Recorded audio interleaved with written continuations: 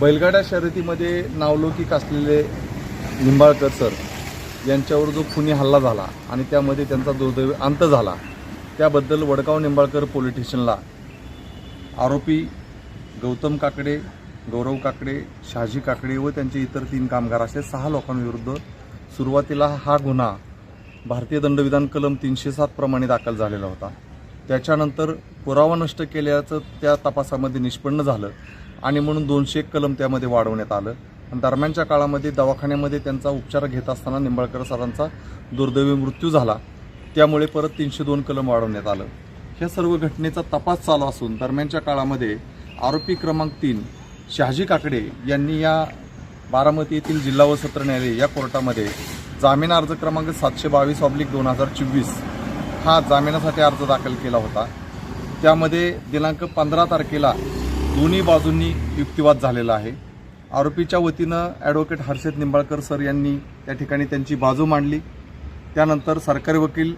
Advocate Shrikant पोंदकुले यांनी सरकारच्या वतीनं बाजू मांडली। या घटनेचा तपास करणारे तपास अधिकारी काळेसाहेब यांनी तपास अधिकारी म्हणून त्या ठिकाणी त्यांची बाजू मांडली आणि त्यानंतर निंबाळकर सरांच्या वतीनं त्यांनी मला या केसमध्ये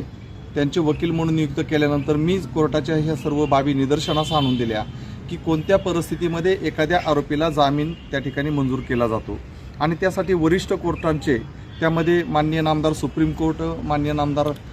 हायकोर्ट यांनी दिलेले न्यायनिवाडे हे सर्व कोर्टाच्या निदर्शनास आणून दिल्यानंतर आरोपींनी त्या ठिकाणी केलेलं कृत्य,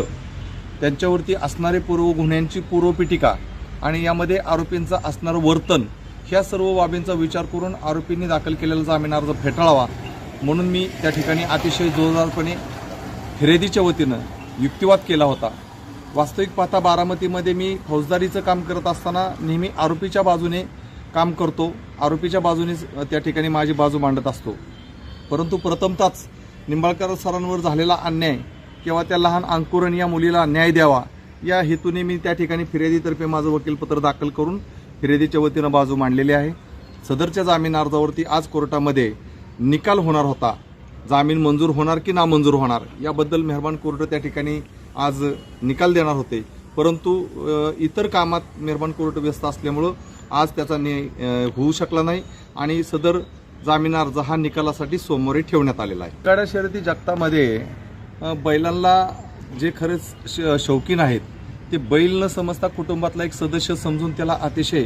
घरातल्या एका व्यक्तीप्रमाणे सांभाळत असतात आणि त्यामुळे शर्यतीला पळवणारा जो बैल असतो त्याला खुराक असेल, त्याला रोजचे पेरे काढणे असेल किंवा त्या ठिकाणी त्याची मशागत असेल, त्याला त्या ठिकाणी ग्राउंड फ्लोअरला मॅट टाकणं असेल, ह्या सर्व गोष्टींचा विचार करून शर्यतीसाठी चांगल्या पद्धतीनं त्याला तयार केलं जातं आणि सुंदर बैल हा नावलौकिक मिळालेला बैल आहे। अनेक शर्यतीमध्ये अनेक बक्षिसं त्यांनी जिंकलेली आहेत आणि त्याच्यामुळं तो बैल सध्या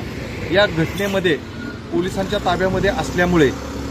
त्याची कायदेशीर प्रक्रिया ह्या जामीन अर्जाचा निर्णय झाल्यानंतर आम्ही चालू करणार आहे।